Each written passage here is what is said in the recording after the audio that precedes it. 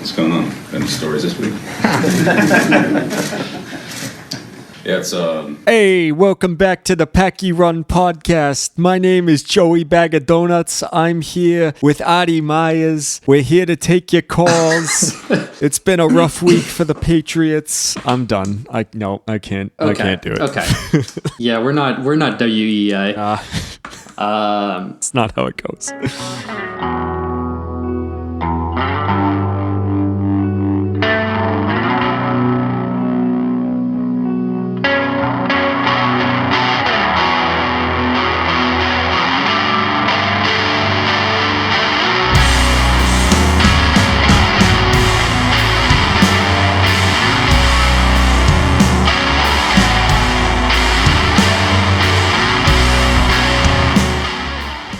Welcome back to the Pack Your Own podcast. We're here. Where we take extensive breaks because life sucks and Get a helmet. yeah, get a helmet. I mean, I'm overworked, dude. You sound how I feel. Dude, I mean, this is how brutal it's been. I'm finishing up one job. I put in my 2 weeks, and my last day was last week. That's at the grocery store job that I hate. Finally quit it. Not under corporate greed again. Tight. And this is the last week of my new venue job, and I just started a new job this week. The turnover, bro. The turnover. Yeah, I mean, and then I'm taking a small break. Good. In quotations, where I'm just dealing with one main job, occasional hours at the other job, and not working 50 hours a week and being able to record this nice podcast. Yeah, dude. I am, we just entered our busy season at my job. My position runs on like a skeleton crew, basically. And we've had people out and like way more traffic than we've ever had since this place opened. So I was just... Well, you're in like a busy area. Well, it's funny because it's a busy area, but it's not busy for like the retail kind of space that I'm in. But since we've gotten into our busy season and my job can be very seasonal, now that we've gotten through like back to school and new products and heading into the holidays and stuff like that, like people now know that we're there and they're more interested in coming to my place than going to like a mall or something like that. So like we're in a great position, but the thing is that people didn't know that we were here until they had a reason to come to our store, and now we're just getting slaughtered every day. Yeah, which doesn't make sense because I'm getting slaughtered by the stock market because I bought into the company you work at. Did you really? I did. I bought I put like $100 more in, and I'm losing money. Give it time. That's the funny part about this particular company, though, is that they swing violently back and forth on the stock market. They'll have like days where the stock loses $25 and then like 3 weeks later it's tripled its value. Like, I want to quadruple my money like I did with Dogecoin, which I still have money in, and I probably should have sold like back in April, but you know, I'm predicting Dogecoin to have a bounce back. if there are... This is not financial advice. I was just about to say, if there is anybody that listens to us for crypto advice, don't. Yeah, I only put $20 in and then another $40 in, so like I have nothing to really lose here. It's low stakes, but still. Yes, yeah. If I lose all my money, if I lose $60, damn, that sucks. But there's a tank and a half of gas. Shucks. Yeah. Oh well. Well, I don't even have a car, so it'd be 3/4 of a monthly T-Pass. I cannot describe how jealous I am to hear you say that. It is just unfair. I want public transportation more than I want my left arm. I mean, you need your left arm though. Do I though? I mean, how are you going to play guitar? Fuck, you have me there. You can't be. You got me there. Yeah, you're not like the drummer from Def Leppard who could like be, lost though. his arm. Yeah, but you can't play drums. I mean, you can play drums, but not to his level. I mean, anyone could play drums, I guess. Technically. How to make any musician feel inferior. Remind them that they have an entire extra arm and still aren't as good of a drummer as the guy from Def Leppard. That's just... Yeah. You want to be demoralized? Yeah, you just cut me right to the core. Cut you right down. I'm gonna end this podcast right here actually and go spend the entire rest of the night relearning scales on my guitar so I can feel like I'm worth something. Okay, so maybe we'll record next week. Maybe it'll be in like another month or two, but see you later, guys. Ta-ta. All right.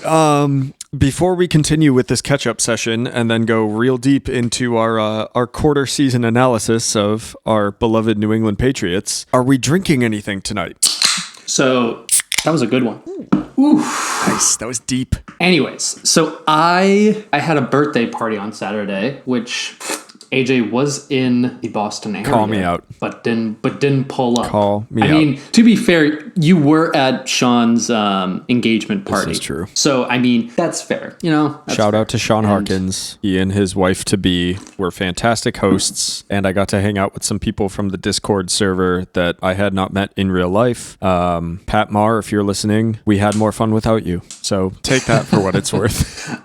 Yes, but everyone just... I bought way too much alcohol. Classic. I was going to say, this is my shocked face. And then everyone else left their alcohol. And so I just have like 20 beers sitting in my fridge right now. Booze hound, kid. So I'm having one of the ones that I bought, and it's a Boston Lager. Yeah, buddy. In a can. Not used to it. I've seen Boston Lager in a can like 4 or 5 times in my life, and it always feels a little bit wrong, but it's still Boston Lager. Yeah, it still tastes right. It seems fair to be drinking it, recording the Pack Your Run podcast. I also drank one last night when I caught some of the Sox game and watching them beat the Yankees, destroy the Yankees. So I'm not sure if you've seen my Instagram today, but there was a meme that I believe it was originally posted by The Ringer. I saw it because my cousin Bobby reposted it, and then I reposted it myself. It's the scene from Good Will Hunting where Matt Damon walks up to the window of the douchey guy from Harvard and he knocks on the window, and Matt Damon has the Boston Red Sox logo over him and the guy from Harvard has the Yankees logo over him. He knocks on the window and he goes, "Hey, do you like apples?" And then he slams the girl's phone number on a napkin on the window and it just says Red Sox win, and he goes, "Well, I got her number, so how do you like them apples?" And that's how we all feel after that stupid friggin' New Yorker, or was it the New York Post or whatever, like reasons why Boston sucks. The New York, that's one of the worst things I ever read. And I maybe we could just go bit by bit on that for a little bit, because I got opinions and views. You bring it. I did not actually read it, but if you bring it up,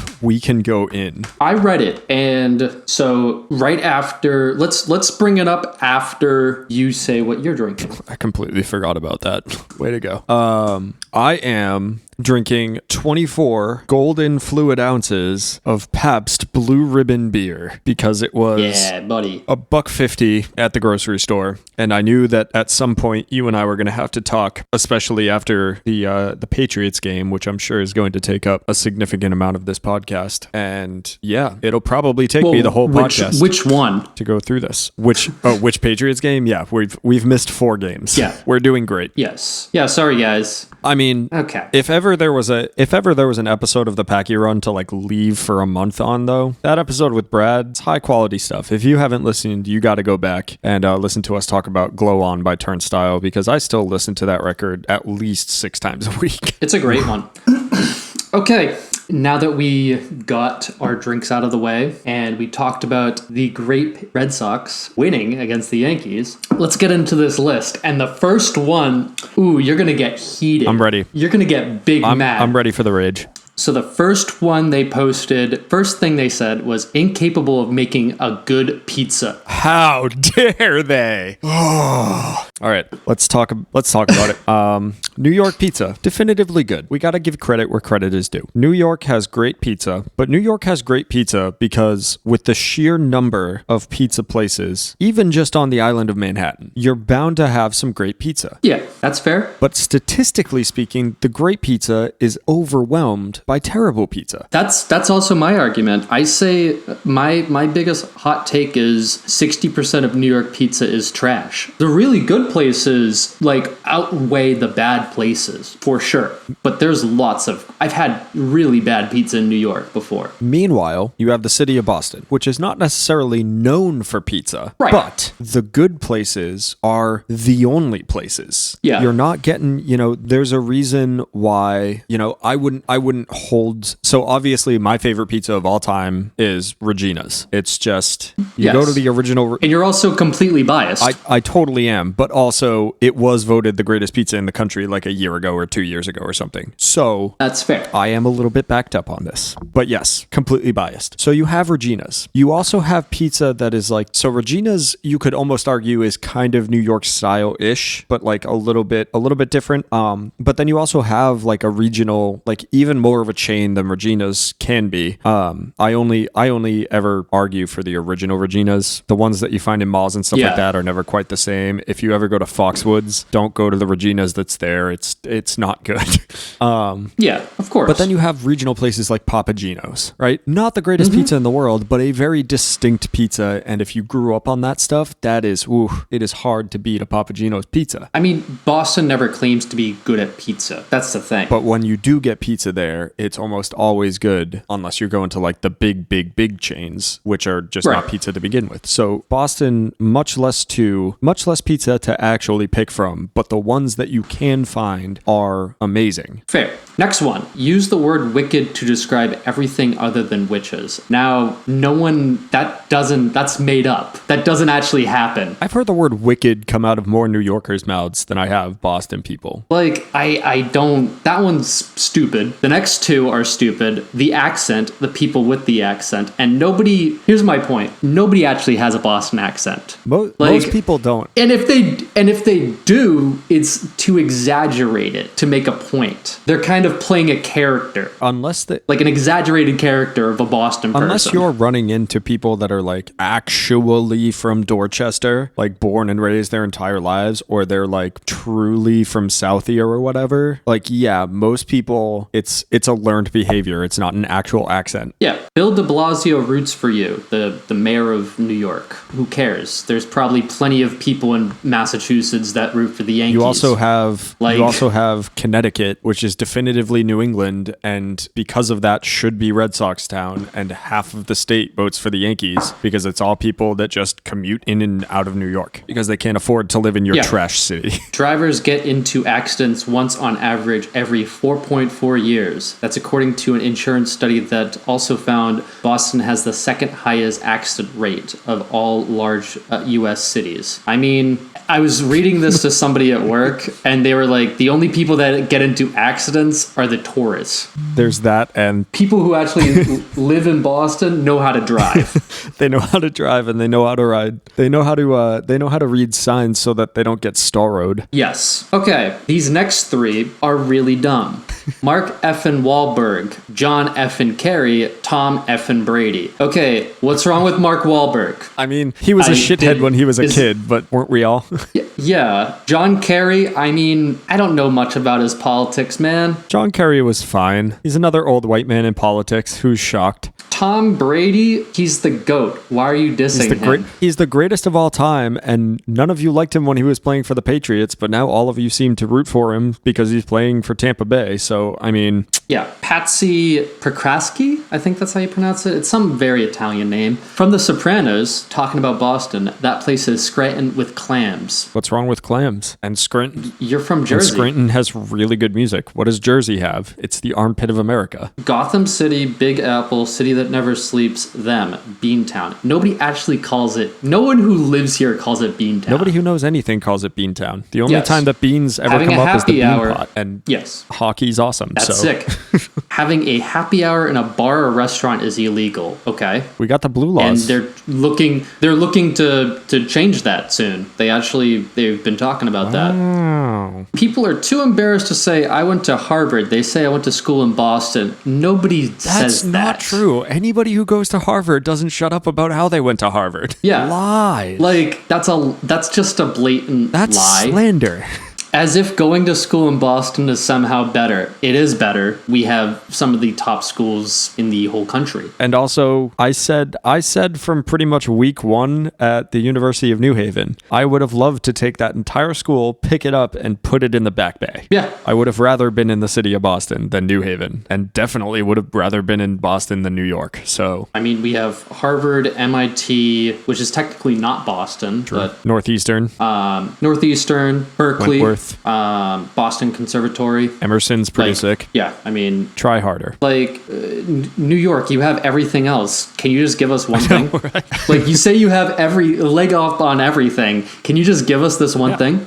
After losing to Islanders, coach of the Bruins was fined $25,000 for whining. And rightfully so. Okay. Yeah, he probably shouldn't have been whining. I'll give you that one. There was some horrific officiating there. 2 seasons, winter and road construction. New York is the same way. New York is even worse. Yeah, you're always under construction, and there's always you're like, come on. Next. One spent $22 billion to dig a hole in the ground. You have the Lincoln Tunnel and the Holland Tunnel. And honestly, like the Ted Williams tunnel is not a great trip, but I feel safer in the Ted Williams than I've ever felt anywhere underground in or near New York City. This one is just so lazy. Dunkin' Donuts is considered fine dining. First of all, no, it isn't. Second of all, No one thinks that. no one thinks it's fine dining, but man, when Dunkin' is good, it's good. Even when Starbucks is good, those beans are burned, my guy. I don't know what else to tell you. Yeah. I mean, I think that what the New Yorker is trying to do is people like us to be trolled and us to talk about it and get big mad. So they're doing a good job at it. They nailed it. They knocked it out of the park. I'll give it to them, but come on. Yeah. Jenny from the block can do so much better. Okay. We got... What is this? Oh, this is Okay. This is not Aniston. What? Oh, God damn it. Jennifer Yeah, Lopez. Jennifer Lopez and Ben Affleck. Yeah, I he's guess so. Batman. Fuck you. That's all I have to say about it. Oh, we're going to get to that. Dueling is still legal so long as it's a Sunday and the governor is present. Sick. That's pretty cool. That's sick. What are you talking sick. about? Why are we complaining about that?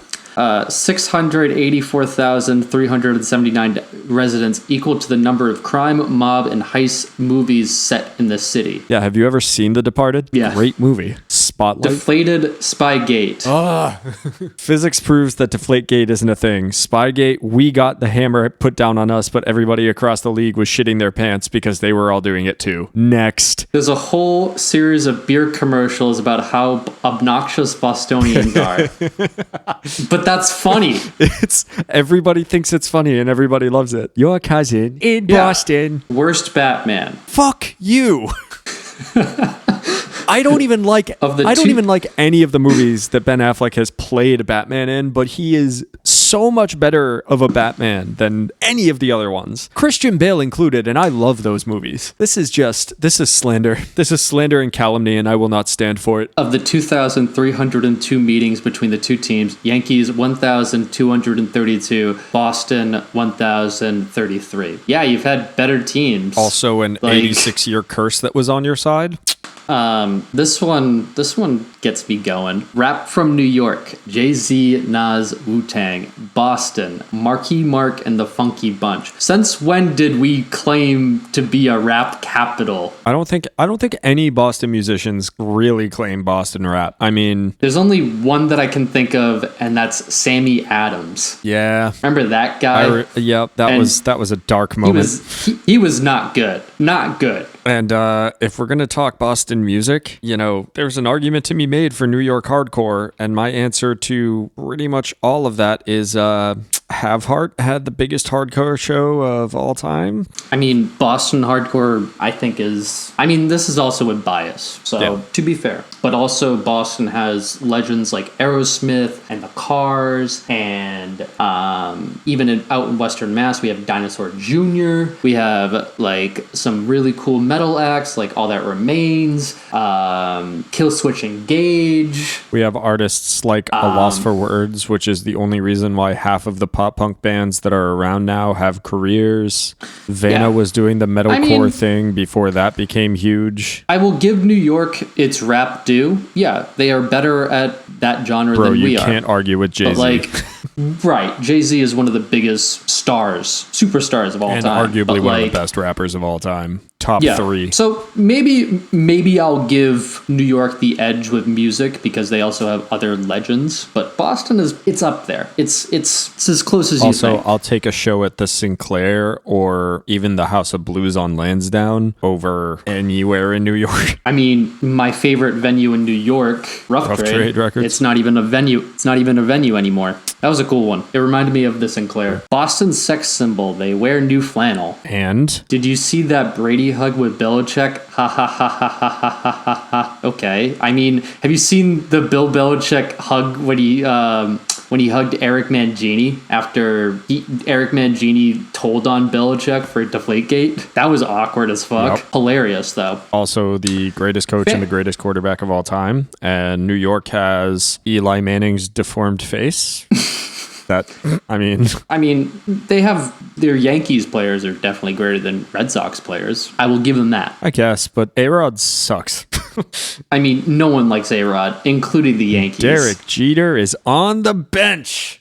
I mean, Faneuil Hall, the world's first and most overrated food court. Yes, but also New York has several that are like that. New York has entire city blocks that are objectively worse than Faneuil Hall. And I'm no fan of Faneuil Hall, but so much of New York is you can rag on Faneuil Hall, but this is the place that has Times freaking Square. Yeah, come on, guys. Yeah, that's the city that always sleeps. Restaurants close most restaurants in Boston close at 10 p.m. They kind of got us there. Yeah, you're right. You're right.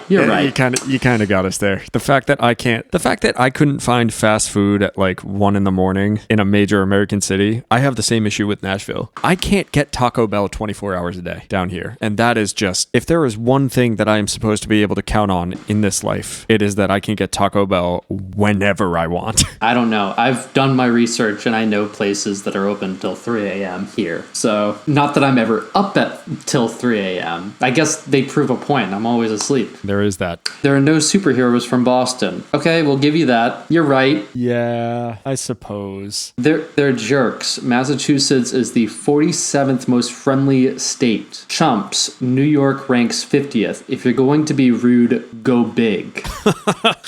That's not something to be boastful about. That's okay. That's actually funny. That's funny. I'll give him that one. They would all move here if they could. I mean, I moved there and I'm back in Boston for a reason. This is true. Well, that was fun reading through that. Can't beat the Bay State, baby. Well, anyways, congrats to the Red Sox. Hopefully, we beat the Rays. And let's keep wearing those marathon yellow and blue colors because 1, I like that they commemorate the Boston Marathon. And 2, I like that everybody not from Boston hates those uniforms. I mean, to be honest, they're not my favorite uniform in the world, but if they win in them... Which apparently they do, so keep it up. We're into October baseball, which is when I start actually paying attention, so let's go. Yeah, let's get it. All right, now it's on to the meat and potatoes. All right. So, I'm going to make this point with the first 3 games, and I think it's very true. The story of all 3 of those games are turnovers. I'm going to say the story is turnovers and careless mistakes. Just yes. So focusing on the first 3 games of the season, and then we'll kind of do more of a deep dive on the latest game. We played the Dolphins, we played the Jets, and we played the Saints. So especially playing the Dolphins and playing the Saints. Very, very uncharacteristic games by Bill Belichick-led Patriots teams. Turnovers have been a huge issue. General offensive momentum has been an issue. And I don't think I've ever seen a Patriots team just get penalized so frequently and for so many just like the penalties are what the penalties are, and a lot of them are like rightly called, but they still feel so like ticky-tacky for the Patriots to be doing, where it's like, what are we doing here? Yeah, like, I mean, looking at the Miami game, for example, I mean, close game, but here's the thing.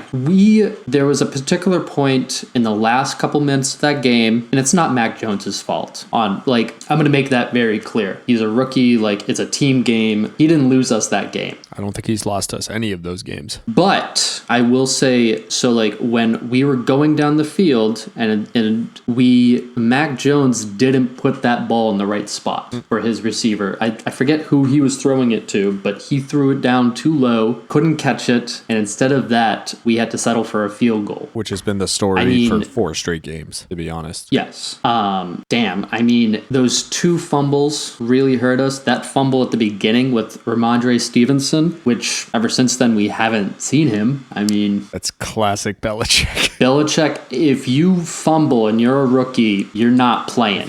If you're a running back and you fumble, you're done. Yeah. I'm surprised Damian Harris was actually playing the next week as much as he did. Yep. But also Damian Harris didn't lose us that game. There were key things in that game, like that Mac Jones missed throw, that it just didn't go our way. And the offensive play calling has me scratching my head. And we have, so through 4 games, I would argue that there has only been one half of a game where the offensive play calling was just, even then it was just fine. Like it was what was actually needed. And that wasn't until game 4 in the biggest game that this team is probably going to play unless they make it to the playoffs. Like, I would argue there's only been 1 quarter of solid offensive production. Yeah, and that, like, I would make that argument. And maybe it's just we don't have the right personnel, we don't have like the right players to play in the system, or maybe it's just Josh not calling the right plays. It's, I mean, those 3rd down screen passes that we were complaining about last season. It's just those first 3 games were so conservative. And I understand that in game 1. I don't really understand it in game 2. Playing against the Jets, like they should have just let Mac just run with it, because I really think that calling audibles and letting the kid, like really kind of throwing the kid to the wolves in a game like that, where there was no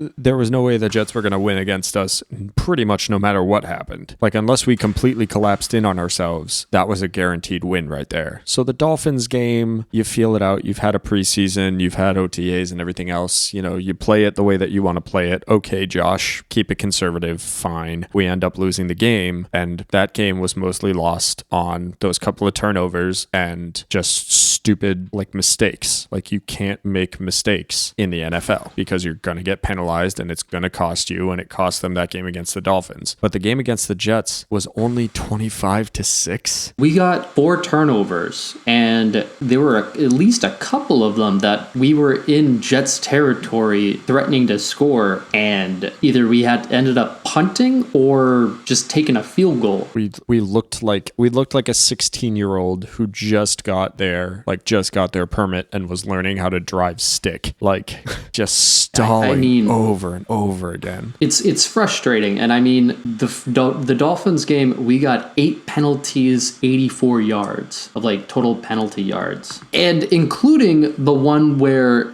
we kicked it out of bounds, which I don't think I've ever seen a Belichick special teams do. Oh, yeah, that was pitiful. Second game against the Jets, 6 penalties, 54 yards. Like, come on, guys. 25-6 looks pretty good, but knowing on paper what is on the Patriots roster, knowing what an absolute dumpster fire the New York Jets always are and continue to be, that should have been 40 40-6, and we were just settling for field goals, and the offense was just, even during that game, it was just predictable. Every time our offense took the field, like it wouldn't have even taken Tony Romo to figure out what play they were going to run. Like, it was just so conservative, and that is so frustrating. Saints game, which I just had a feeling we were not going to win that game. Just how everything was going, it was like, we're not winning this. I think I texted you in the first quarter. I was like, we're not winning this game. Yeah, and you there's no way. And again, you could tell because all of the offensive play calling was super conservative. Again, the defense just looked undisciplined and not ready. Our offensive line is besides just undisciplined play, which I think is the number one biggest thing that just absolutely needs to get cleaned up. It's unacceptable, and it's not the way that the Patriots are ever supposed to run, especially not when Bill Belichick is still our head coach. You can't have a rookie quarterback and expect him to throw, what was it, like 50 or 60 times in a game? Yeah, all like tiny 5-yard passes. Yeah, and I mean, we couldn't get out of our own way on that. And so that Saints game is where I really started to worry about this team. The Dolphins game, you sit back and you go, okay, everything's new, a lot of penalties, there's a lot of whatever, like, we got to clean it up. It's still September. Belichick's teams are never fantastic in September. It always takes a little bit of time to get yourself going. The Jets game was a little bit worrisome because everything was so conservative, and, you know, we still beat the Jets. Shocking. But you move on and you go, okay, this team still has a lot to learn. The Saints game was really where I was sitting back and being like, oh, okay, we might still be in the weeds here a little. Like, this is not disciplined football. That one was painful to watch, and there were a couple of hits that Mac took during that Saints game where it was like we're lucky that we still have this kid here and that Brian Hoyer is not taking the field. But I will say one thing I really like about Mac Jones. He's not he's not the most athletic guy in the world. He's not a Lamar Jackson or Patrick Mahomes, but his ability to evade the pocket and sometimes buy more time or like throw it away, like live to see another down. Oh, I mean, his decision making is pretty good. And he is, again, I think this discussion has been a little bit down on the Patriots as a whole, but I don't think either of us is down on Mac Jones at all. And I think it's funny that some of the national media has really, like, everybody seemed to be excited and they were like, oh, Mac Jones looks like a perfect fit. And then we go through the preseason and everybody's kind of starting to get a little bit hyped up about the kid. And now it's definitely turned into like, oh, well, you know, Mac Jones, he's limited in what he can do and his ceiling is pretty low and he's just expected to be a game manager and whatever. That kid is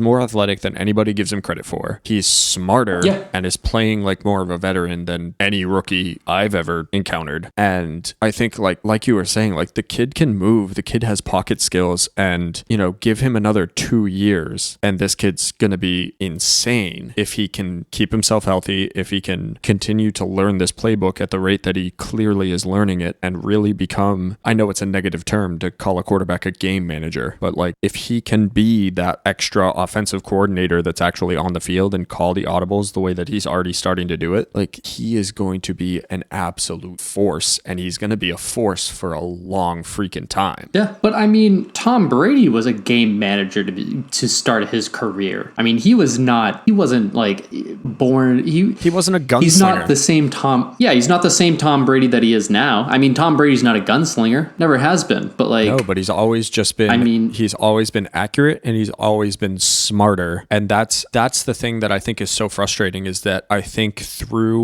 like I said, we'll get deep on the Buccaneers Patriots game because I think we're gonna have some hot takes. But those first 3 games of this season, Mac Jones was way smarter than any of the 3 offenses that he was facing, and I think the play calling and the mistakes of the rest of the team really is what lost it. I think Mac Jones is way better than anybody's giving him credit for, and he is like the biggest bright spot on this team. Yeah, he's definitely one of them. Now, the highest completion percentage of any rookie quarterback, I think it's a little deceiving. Oh, definitely. I mean, his average throw is 6 yards down the field. I mean, he's not... Dink and dunk, baby. He's not... Yeah, he's dinking and dunking. He's not throwing it down the field. But for comparison's sake, like in Tom Brady's first like starting season where he started all his games, it's pretty comparable. I mean, it's a 6.3 completion percentage. And he's also or like depth, or like yards down the field. exactly. But he's also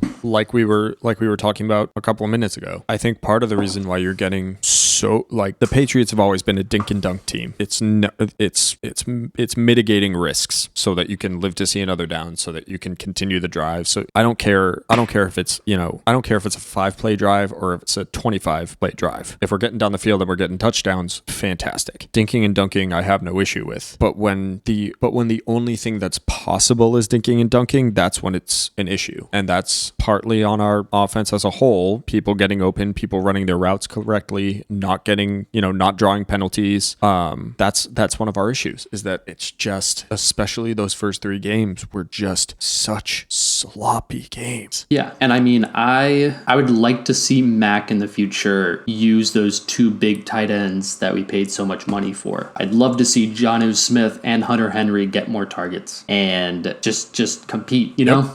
And I think we started to see some flashes of that. Would have liked to see some flashes before, a quarter of the season is already gone and we're sitting at 1-3, but it's Mac Jones was never going to come in and be the sole savior of this team. It's going to take another year or 2 before we see our full potential, and that's going to be a really difficult balancing act for this team. But I struggle to say that most of the pieces are there, but a lot of the pieces are there. I think there's like a decent foundation. I mean, I've been impressed with rookie Christian Barmore, just eating up blocks and being able to make some tackles. He's been great. Kyle Duggar, he's been a tackle machine. Oh my God. Matt Judon, I will say this, we finally have a competent pass rush, and our defense is legit. Oh my God. Matt Judon is leading that charge. Just this game again. And Josh Uche too, who's like in his second year too. Judon he has and 3 Uche sacks.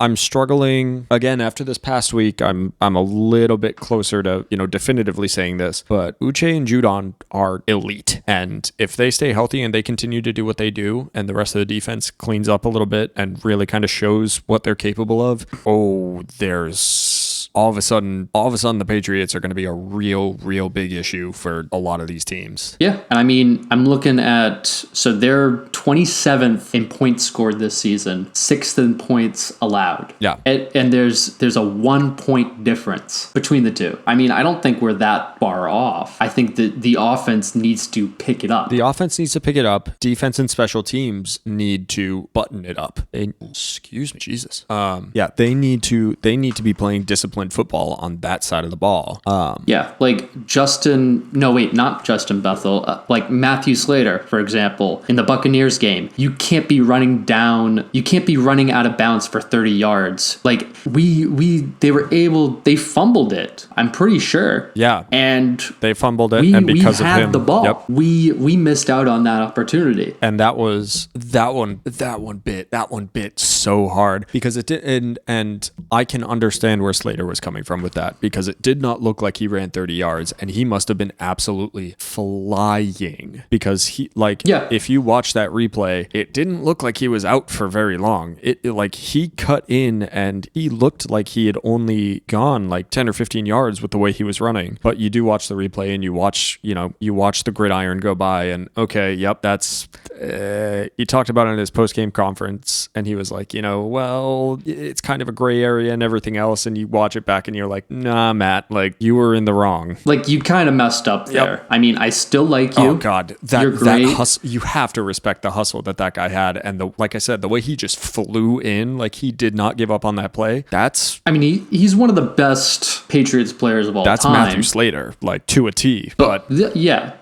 But like, better. You've got to be smarter than that. Yeah, like that one irked me. Yeah. And the 2 that have irked me as well on special teams have been the 2 kicking the ball out of bounds. That you can't. No, come on.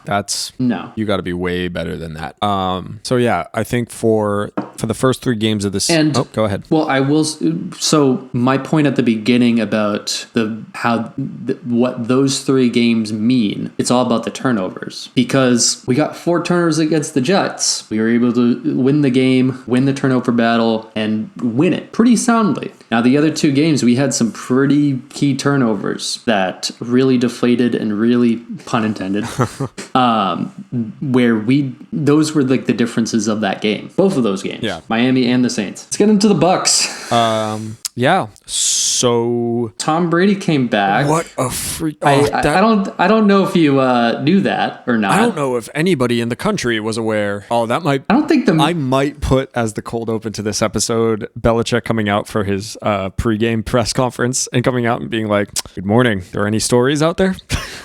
Oh, that was so funny. Anybody talking about anything?" But I don't think the media is giving it that much coverage or talk. Let me tell you. I avoided ESPN the whole week. Oh yeah, I muted those notifications. I did see on Instagram the promo that NBC put out for their Sunday Night Football game that was set to "Hello" by Adele. And NBC, if you ever want the Packy Run, if you ever want to sponsor the Packy Run, if you ever want to give us money, if you ever want to give us a spot to talk on NBC, I think both of us would love to do it. Set to some alternative and punk music in the background, it would be fantastic. I think it would get you a new audience. Great idea. But let me say, yes, for that promo, fuck you. From the bottom of my heart, fuck you. That hurt.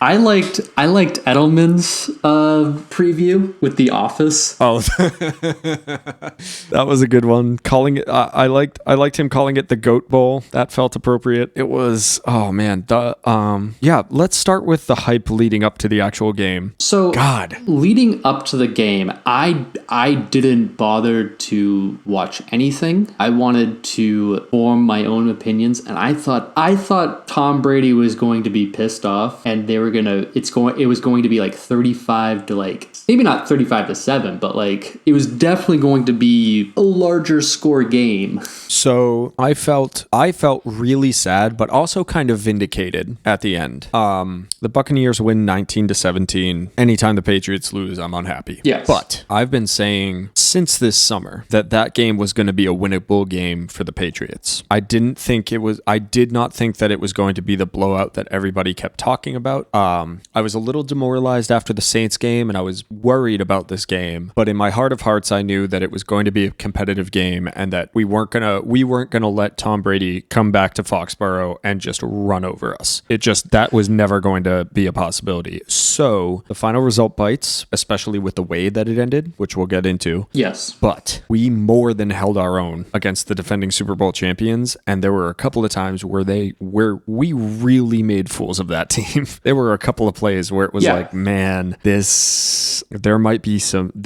people that make a lot of money tonight.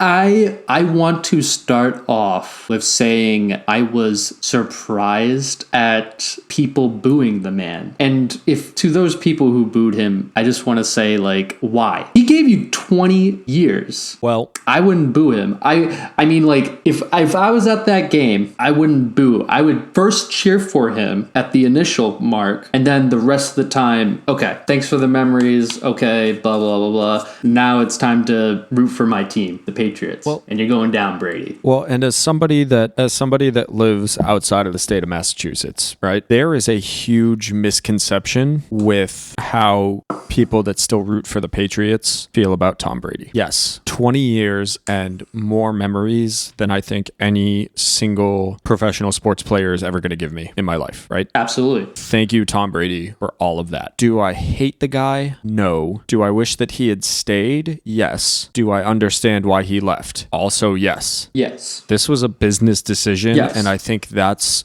why so much of the hype around this game and so much of this discussion for the past year and a half about Brady leaving has been so asinine. It was a business decision. Look at the Patriots team this year. Look at the Patriots team last year. Look at the Patriots team in 2019 that Brady finished his Patriots career with. He had no reason to stay. There was no reason to stay. He keeps taking pay cuts year after year after year. He keeps making these team-friendly deals, and he keeps sitting back and dealing with arguably the most difficult coach to deal with in one of the harshest climates with with this massive expectation about what you are supposed to do as a New England Patriot. And he's got no weapons to work with. He's not making the money that he could be making elsewhere. He doesn't have the talent. Like there's so many reasons why. It makes perfect sense that he goes and leaves and goes to Tampa Bay, and it makes perfect sense that a team that had all of the salary cap in the world to be able to surround him with everything that he could have ever wanted and give him all the input that he ever could have wanted. Yep. And he goes and wins a Super Bowl. Shocking. It's like you've been with a job for 20 years. Football is a job. Yep. That's his job. And imagine like you had 20 great years with that company, like had a great boss, you had great coworkers, everything like that. 20 years. Your coworkers just start to leave, they get better offers, they move away, they do other things. You don't like the environment that you're in. Change it. Everyone does that. It's a very normal human trait to have. It makes perfect sense. So when everybody looks at me and they're like, how do you feel about Brady? Do you hate him now? Whatever. No, of course not. It makes perfect sense. Am I bummed that the Patriots are in the position that they're in? Yeah, but they're still my New England Patriots. I'm not going anywhere. I'm still going to root for them. So I think that's one of the big things that was lost in the national conversation too. And to your point about the booing, would you have booed if you were at that game? Or would have you been like, yay, yeah, and then like after that you'd just be like, okay, Patriots fan now, let's beat this guy? I think I would have been very much on the to your point about, the opening ceremony and the montage that they played on the big Jumbotron and everything else. Like, yeah, I would have cheered for Brady for, the memories and everything else. And then when the game starts, it's all Patriots all the time. Yeah. That just is what it is. So yeah, I might have booed him a couple of times. You're hesitant there. Well, especially as the game went on and it looked as competitive as it looked. Man, I was all in on that game. Yeah, it was a good one. I mean, Belichick came up with the perfect defensive plan. Well, and Steven. And for so much of that game, they looked like the Patriots that I thought they were going to look like from the get-go this season. That was an elite defense. To take the Buccaneers and hold them to 19 points at the end of the game, that, our defense carried us for so much of that game. Huge stops, great plays. They frustrated Brady so many times. Like it was a fantastic defensive scheme. And again, the things that cost us were just undisciplined football. I mean, we didn't run the ball at all. No, we had adjustments and we had answers to that. And for once, our offensive schemes didn't look predictable and asinine. There was that one. It was a three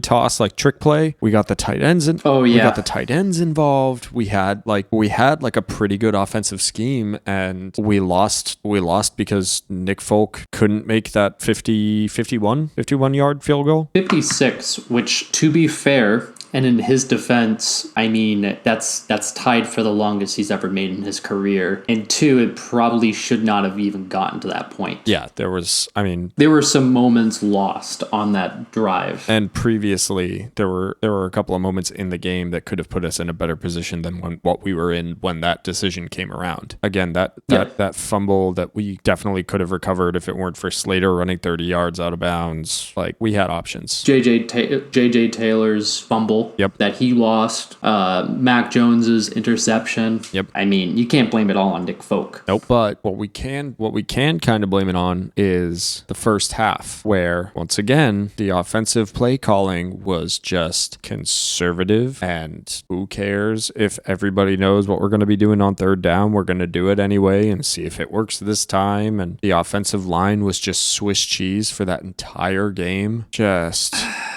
I'm missing Dante Scarnecchia. I mean, I don't think the offensive line is a problem. I think it's Josh. I'm with you. I think the offensive line is a problem, and Josh McDaniels for the second year in a row is being exposed as just uninventive, set in his ways. Like, here's the thing: the Patriots are 3-1, and a lot of the 1-3, 1-3, and but it could easily have been like 3-1. Oh, very very easily could have been 3-1. Yeah. If we had had like flip the script. if we had had an offense that was doing anything inventive or doing anything to make use of what we had. Because I mean, how many targets did our tight ends get for 3 straight games? Not that many. And then I can tell you that. And then in the biggest game of the year, basically, we finally drew up some schemes to get them involved. And really, that only happened after the first half. And what do you know? Both of our tight ends went and got touchdowns.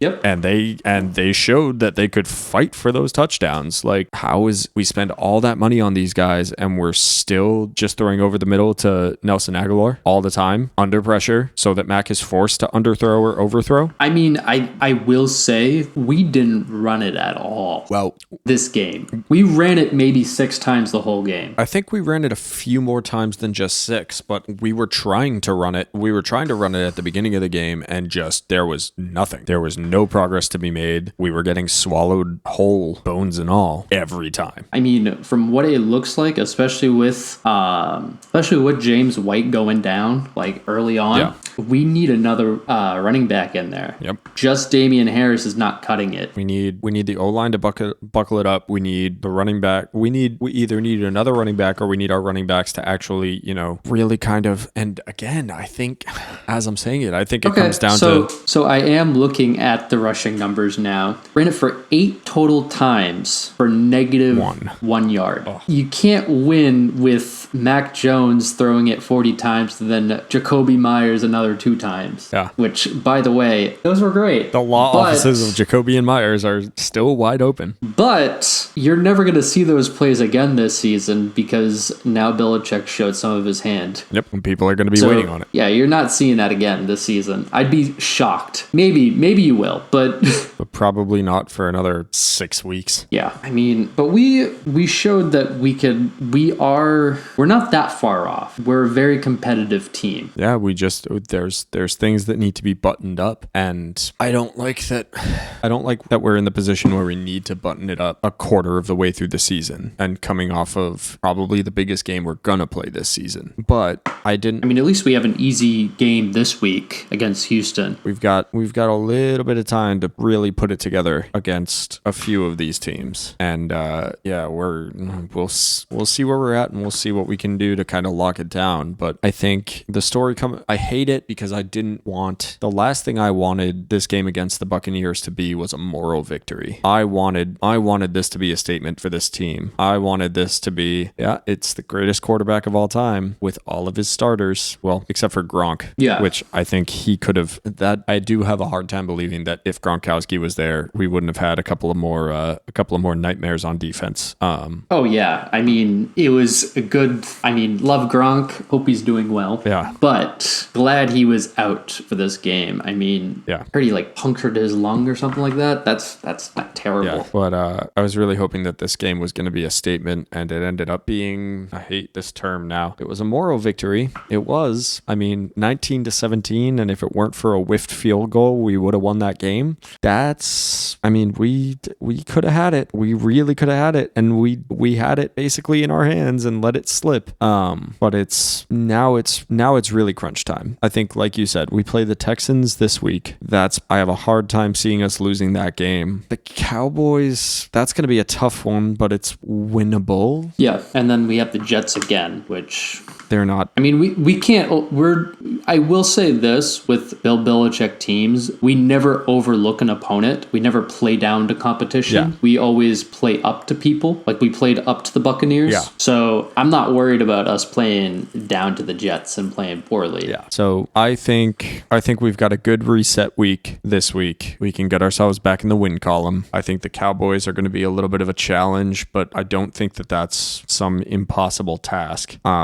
Especially last week it wasn't just a game. It was probably one of the more emotional games to be played. Most of those guys won Super Bowls with Brady. And again, frankly, just the steel balls on Mac Jones to have have the game that he had personally in that stadium against that quarterback with that head coach, and to just not, like, the kid didn't even blink an eye. He was taking hits and his team wasn't performing the best that they could, and that kid just played 4 quarters of football. Like, that, credit where credit is due. He nailed it. For sure. Now, there was some Patriots news this morning. Yes, there was. So, Stephon Gilmore.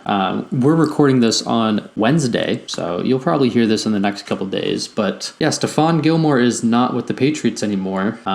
He's been on the PUP list and wouldn't be reinstated until week 6. And we were going to cut him, but then we ended up trading him for literally a bag of chips. Congratulations, Carolina. I mean, it makes sense. Last year of his deal, we're kind of in a real retooling, like rebuild type of thing. It gives us more cap flexibility, where this year we probably weren't going to re-sign him anyways. 6th-round pick, that's a little low, but I mean, it's better to get something for him than nothing at all. That's true. And, you know, I think you hit the nail on the head with the cap space, because all the rumors were saying that the reason why he was on the PUP list was because Patriots didn't want to pay him what he was asking, and the contract negotiations weren't really going well. And, you know, when you're in that kind of position and he's coming off of an injury and everything else, you're not going to get top dollar for the former defensive player of the year. It was a no-win situation for everybody, so sucks to see him go. But I guess he is, I mean, arguably he's excess goods. I mean, he doesn't fit what this team needs right now. And I mean, like, hopefully this means that we can re-sign J.C. Jackson to a big deal. True. And who's another free agent for this year, and just retain those guys. Yeah. So, I mean, it's sad to see him go. Thank you for all the memories. Like, you arguably should have been Super Bowl MVP over Jules. There is a solid argument to be made there. But, you know... The NFL is a cutthroat league. Yes, it is. You're playing for Bill Belichick. There's no guarantees about anything. I mean, if you're whining about your contract, especially in any kind of public forum, which is why it's so surprising that we saw N'Keal Harry back on the field last week. Yeah, man, I thought that kid was dead in the water. Yeah, wasn't really a factor, but he was there, and that's surprising to say the least. Yeah, didn't do much. Speaking of Patriots who have made comments about contract negotiations, guess who's back with the Patriots? Jamie Collins. Is that official? His third, yeah. Back for his third stint? Third time being back with the Patriots. Oof, let's see how that goes. He just can't get enough. I mean, he's probably going to play good the rest of the season, get a really big contract again. That team's going to realize he sucks, and then come back to the Patriots. 4 stints in New England. Can you imagine? Oh my God. Neither side ever learns. Yeah, it'll be like Kyle Van Noy again. Oh God, man! If we could get some draft picks back the way that we did with Van Noy, I wouldn't be mad. Oh yeah, true. That was funny. That was hilarious. So yeah, we are. I think we've all caught up on Patriots. Yeah, man. 1-3, hoping for a couple of big wins in the next couple of weeks, and praying that we've got ourselves buttoned up and ready to go for the Chargers on Halloween, because that's the scariest game that I'm seeing coming up before December when we face the Bills. I mean, the Browns, that's a scary team. I've got a hard time. I got a hard time putting any stock in the Browns. I mean, I said at the beginning of the year the Titans game was going to be a tough one, and the Titans game, the Titans literally just lost to the Jets. I don't hold any stock in them. The Flaming Thumbtacks, baby. They are not good. They are always like, they seem to always be 2 steps away from being like an actual competitive team, and then every time they get a chance, they just fumble it. I think you're thinking of the butt fumble of an organization, the New York Jets. I want to get one of those butt fumble t-shirts. I really do. It's the New York Jets logo, and it just says butt fumble. If there is one play to just describe an organization, it's that play for the New York Jets. I had a particularly tough day at work a couple of weeks ago, and I referred to the company I work for as a butt fumble of an organization. I was heated. I was just like, I'm tired of working for this butt fumble of an organization. That's good. I mean, if you guys ever want to get a good laugh, there's a YouTube channel called Urinating Tree, which I have mentioned before on this podcast. And they have one video particularly, and it's called the New York Jets Professional Football's Butt Fumble. And it's 8 minutes of just great content. I'm such a big fan. I think we're all going to go to our graves remembering the butt fumble. Oh, God. So, yeah, that's, I think that's all we got on the Patriots. You have anything to add? I have nothing else to add on them. All right. Well, do we have anything else that we need to cover after a month of being away from our fine listeners? Well, we didn't plan for anything music related, but let's plan for something next week. Yeah, put something together. Find some time in this busy schedule now that both of us seem to be catching our breaths. Oh man, I got to tell you, coming home for the weekend was great. I surprised my mother, which was awesome because that's kind of her thing. She loves planning surprises and stuff, and pulling one over on her was pretty awesome. But I was kind of counting on having 3 days off from work and having that be a little bit of a reset for me, and I came home more tired than I left. It's called hangover, AJ. Well, kind of, but you know what I mean. Oh, Dan. Like your managers listen to this. Hi, AJ's managers. AJ was in Boston and got really hungover. It's not true. At least not when I came back on Monday. I was doing fine. I was just tired. Oh, poor little AJ was tired. I don't enjoy this. Okay. Do we have any? Let's get into recommendations. Stole the words right out of my mouth. I'm already at a loss. For what? For recommendations. Oh boy. Recommendations. Ooh, actually. What's your recommendation? I've got two. First, and most importantly, Seinfeld is on Netflix now. Oh, that's pretty cool. Seinfeld is on Netflix, and if you have not given Seinfeld an actual shot, I get that it's hard, especially if you try to start from the beginning, because the first season and a half is definitively not good. There's like flashes of what the show is going to become, but it's just not good. I would recommend that you give Seinfeld another chance and just like look up like a top 10 list of the best episodes of that show. And if you don't find it funny, you probably don't have a soul, because man, just every once in a while, I kind of have to sit back and come to grips with the fact that George Costanza is my spirit animal. Oh my God.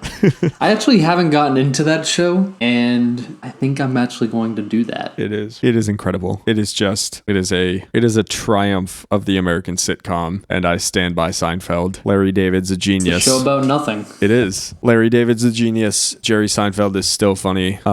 Yeah, so recommendation number one, Seinfeld's on Netflix. You don't have an excuse anymore. Go watch Seinfeld. And then my other one is also a TV show that I've been exposed to and found out that it is very much my humor, which I was not expecting. Are you familiar with New Girl? Yes, I am.